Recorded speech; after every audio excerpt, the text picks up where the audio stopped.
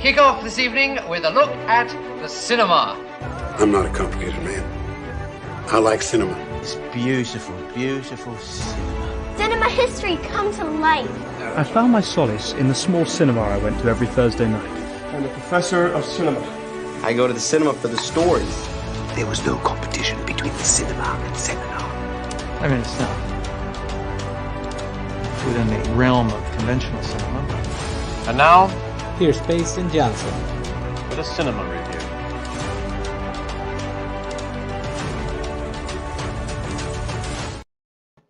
It is Monday, July 1st, 2024, and thank you for joining me for another exciting episode of Cinemaster's Reviews. Took the week off last week, just wasn't able to do the show, but excited to be back because we got an exciting show. Two big movies released this week. A Quiet Place Day One, the prequel to John Krasinski's A Quiet Place, and obviously the prequel to A Quiet Place Part 2, which came out a few years earlier, as well as Horizon, an American Saga Chapter 1.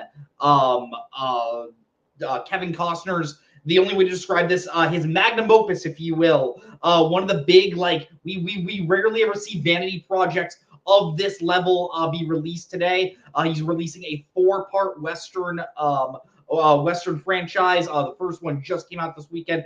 I'm excited to talk about both these movies. Let's get into it, starting with A Quiet Place Day One. This is directed by Michael Sarnowski. It's the first Quiet Place movie that is not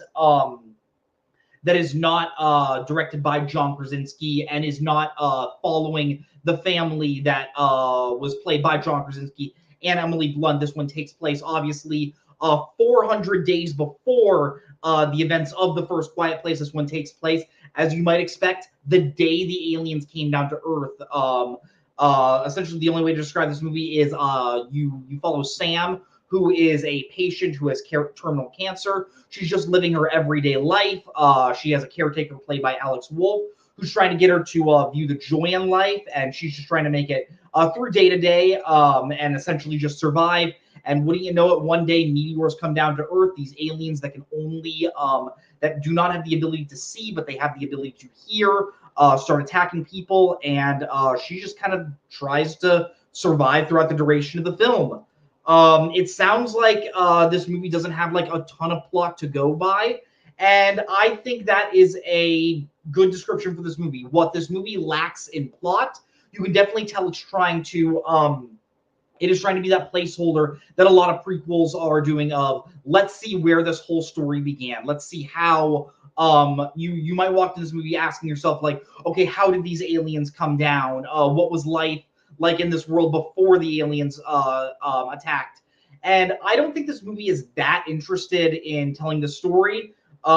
Just to give like a quick explanation, I think you follow Sam, played by Lupita Nyong'o, for about like 15-20 minutes in the real world, in just like normal everyday New York, and just eventually as she's riding the bus, she sees meteors start coming down. The aliens attack her while she is in the bus, and after that the movie kind of follows the tradition of the other Quiet Place movies, where now these characters have to try to survive, but they have to try to survive as being as quiet and as silent as possible.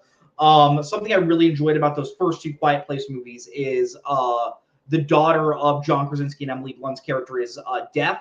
So it makes sense that the family has the ability to communicate through sign language, because before the attacks with the aliens happened, all these characters had the ability to just communicate with their hands, communicate non-verbally, and it made surviving this apocalypse where you can't speak maybe just a tad bit easier.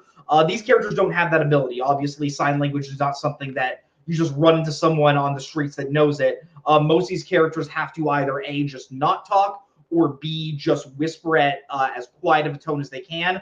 And it does make for some very, very thrilling scenes. I think probably my favorite sequence in this film, and probably the best idea this movie has, is I'd say a little bit into when the apocalypse starts.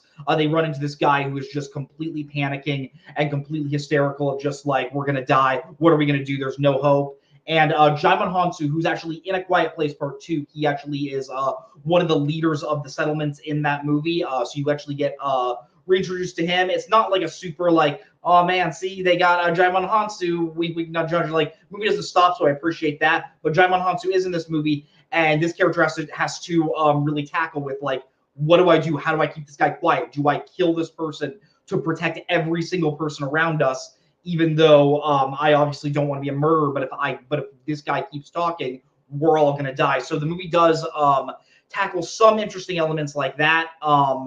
One of the lesser elements of this movie, I will say, is for a movie that is around 100 minutes, I did think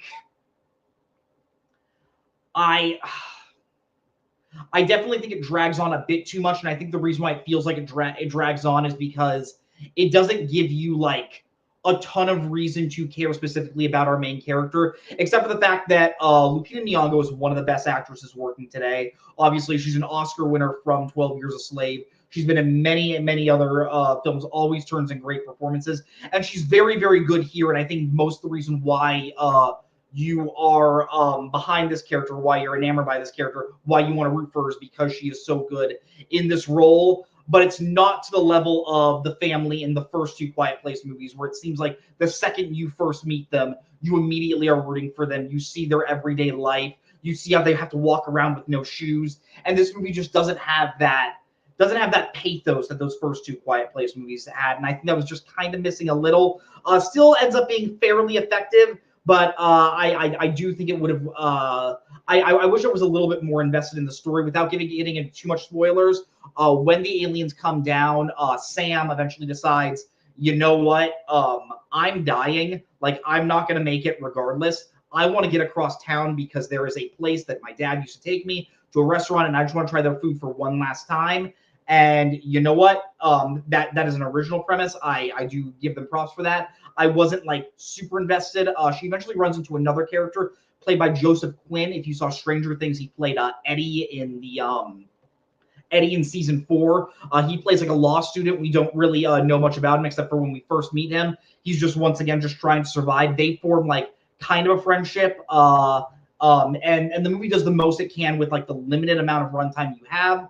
I can definitely see this movie. I appreciated that it wasn't like trying to set up like a prequel franchise. It was really just like, hey, what happened on the first day of when the aliens came down? Because without spoiling too much, not everyone in this movie ends up making it out alive, considering you don't see these characters in the next Quiet Place movie. And I do think where these characters end up at the end, while it is a little bit predictable, like I think by the end of the movie, I think you know who's going to live and who's going to survive. But I think the movie does a good job at still keeping you invested because the direction is so good by Michael Sarnowski. Once again, every scene where these characters are trying to like be as quiet as they can't drop a single pin, or else these aliens are going to hear them and immediately just completely maul them to death. I think that's always super effective. It's always very, very scary. Nick and Bo asked, was the restaurant Keegan's in Ahwatukee? Shout out to Keegan's, great restaurant, closed a few years ago. Local business. We love Keegan's here in Arizona. Still think there are a few left, but yeah, Keegan's is great. But yeah, every scene like that where you're following these characters just trying to survive and trying not to make any sort of sound. There's this really great scene where it starts raining and the characters can finally like talk a little, and you really feel like the sense of like they've been penting up all this fear and all this anger inside of them, and now when it starts raining and they have this opportunity to finally just let loose and say what's in their mind, I think that was a really, really effective scene. And I love that. That is my favorite part about these movies, is where it really just gets into every little detail of what if you couldn't talk? What if you couldn't express yourself? What if you had to do everything you can to not emote and not give any sort of sound to what's going on? Another element I want to say about this movie, when we're first introduced to Sam, she is a service cat, and when I saw that she was going to be carrying around this cat throughout the whole movie, I kind of rolled my eyes, because in a lot of horror movies like this, when a character has like a pet, it's kind of used for like a cheap sense of like getting some sort of reaction out of the audience of like, oh man, look at the animal's in danger, are they going to get out? And you know they're going to get out every single time. The movie does a solid job of not doing that trick too much. Like, I'm just going to say this right now, the cat ends up making it, and the movie never tries to like tease you with saying like, oh man, Sam isn't gonna make it out of Sam's cat Frodo isn't gonna make it out alive. I just realized Sam has a cat named Frodo. That is really funny. I'm pretty sure that was intentional. Good on you, writers. But I digress. The writers didn't use that for any like sort of like cheap set of thrills, and I do appreciate the directors did have a little bit more faith in the audience to try and get thrills and scares out in a more unique way. The rest of the cast in this movie, like I said, Joseph Quinn is in this, Alex Wolff is in this, Jaimon Hansu. They do a decent job, even though they're not given like a ton of stuff to do. The movie has like one major emotional element towards the end, and I can definitely see like the director was kind of waiting for like an aha moment. I don't think, once again, the motivations were that established with the characters to really earn that moment. And I just kind of felt like, okay, this is nice. Like, I'm happy these characters are happy in a way, but I just think it was just sort of a way to like slow down the movie before the big climax happens. Yeah, that's about everything I want to say about A Quiet Place Day One. If I were to rate this movie on a scale of 0 to 10, which is how we review movies here on at Cinemaster's Reviews, we review from 0 to 10 videotapes, 0 being absolutely awful, 10 videotapes being absolutely incredible. If I were to rate A Quiet Place Day One on a scale of 0 to 10, I'm going to go 7.5. I think this was a good, solid movie. It does not fall into the trap that a lot of prequels do of just like giving all these little references to things that are going to be going on. Which, like, even though we've had 2 Quiet Place movies, like the universe isn't like that, like established, it isn't like that deep. Maybe as you walked into this prequel, I was honestly hoping that maybe we could have had a little bit more world building and kind of establishing more like this set of like what's going on in the country, what's going on across the world, like when these aliens struck. But for what the movie is, I think Lupita Nyong'o does a great job. I think Michael Sarnowski does a great job at directing the action and then the horror scenes. If you have the time, I would recommend going to see this in the movie. I think these movies are the most effective when you're seeing it in like. It's weird. I think these movies are the most effective where when you see them on the biggest screen, the best sound system, but like no one is around, so that way there is no sense of any sort of like little sounds like bothering you. So yeah, if you have that chance, I would recommend going to see this in the theater because I do think A Quiet Place Day One is a solid movie.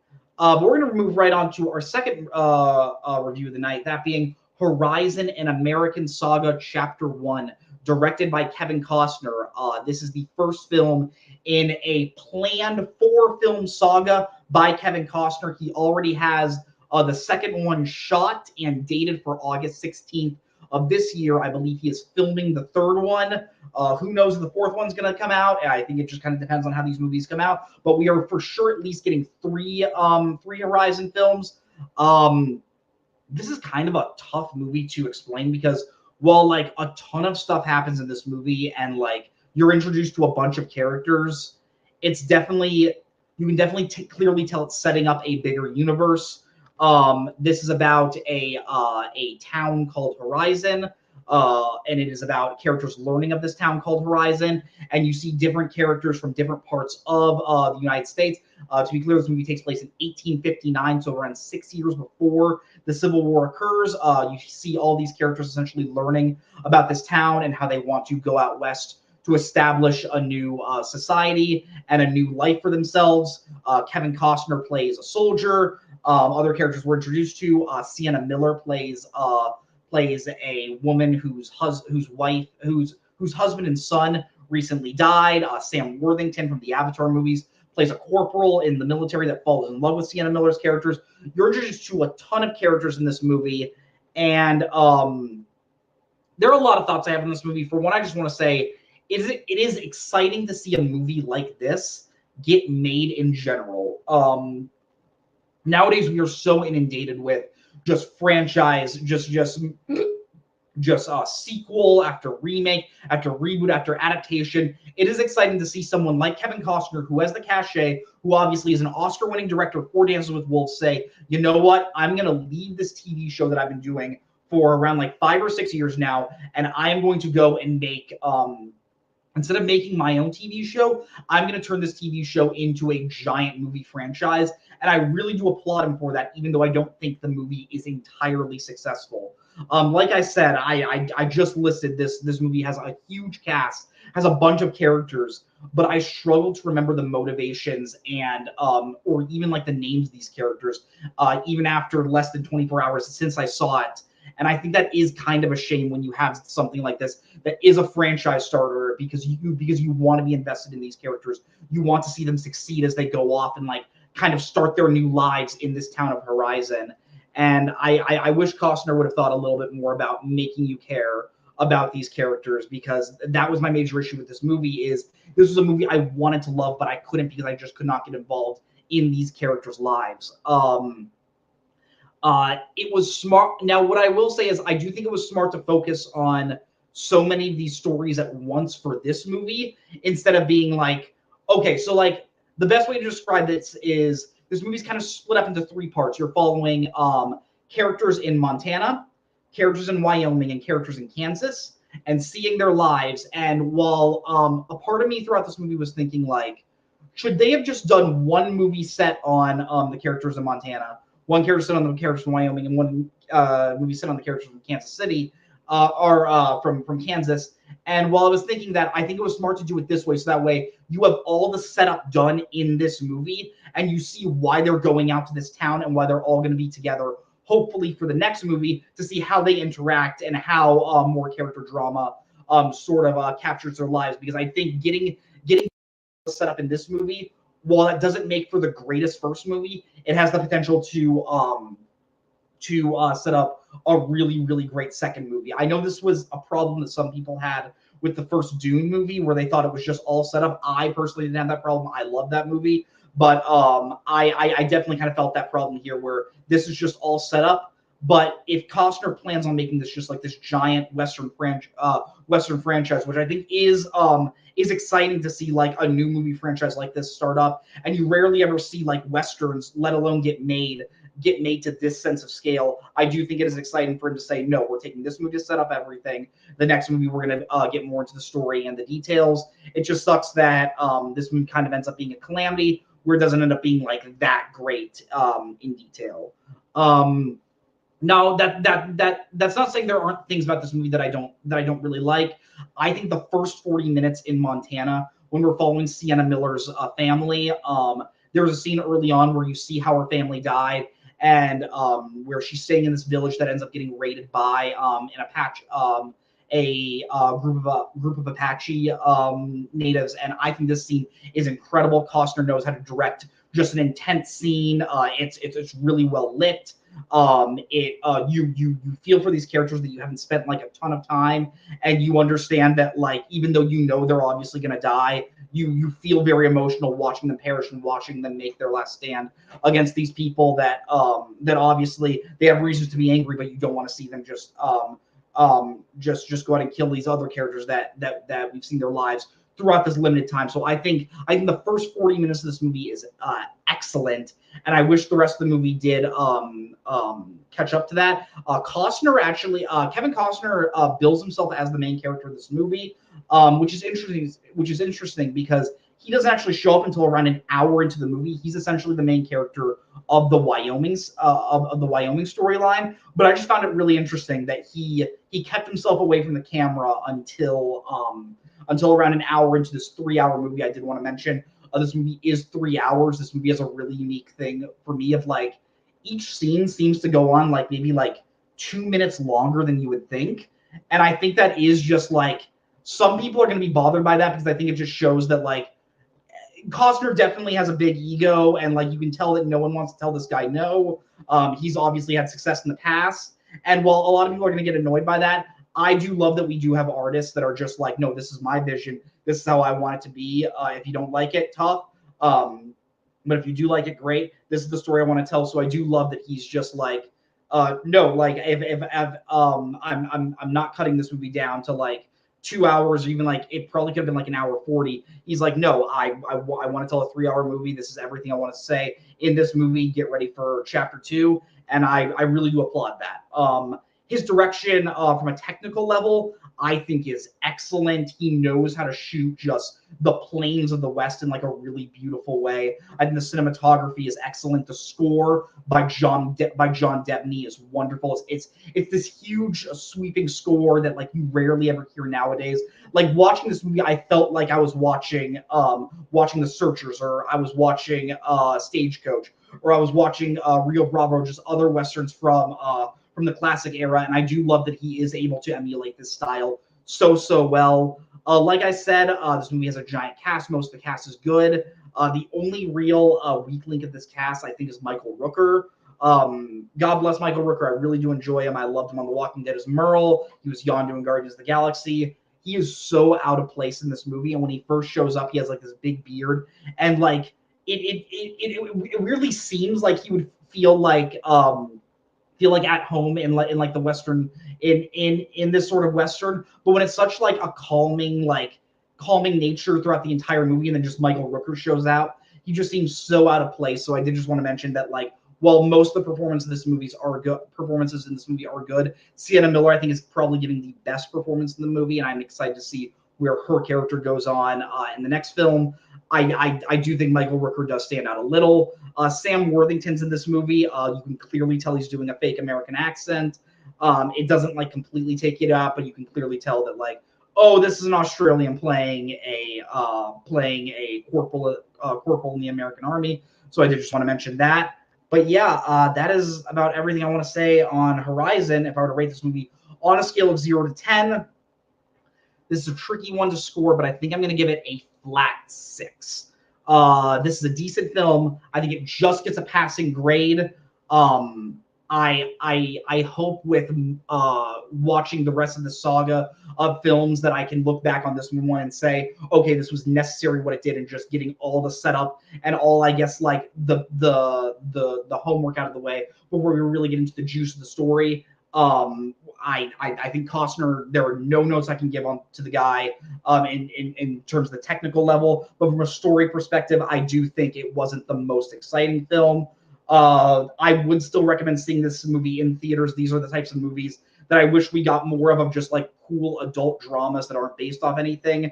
But yeah, this is probably going to be a movie that I would recommend most people just wait to see when it comes to streaming, because I do think you will get some enjoyment out of it. But yeah, that does bring us to the end of our show tonight. Thank you all for watching. Remember to like and subscribe to the video. Like this video and subscribe to the video store. It definitely helps grow our channel. Next week is actually a super exciting week. Maxine comes out, the third film in the Extraordinary trilogy, that being X, Pearl, and Maxine. I'm super excited for that. I love what Ty West has been doing with those movies, as well as Kinds of Kindness. Yorgos Lanthimos is one of my favorite directors working today, and having a movie come out so soon after his next one really excites me. And yeah, I'm really looking forward to next week. So I will see you next Monday, same time, same channel, obviously, and as always, watch more movies. And the award for most vapid film review of the century goes to... Okay, movie review. Okay, I thought it was beauty. And he's now in cinema hell, where one day we'll all be reunited. This is me at the Regal Cinema crying as I did through much of the film.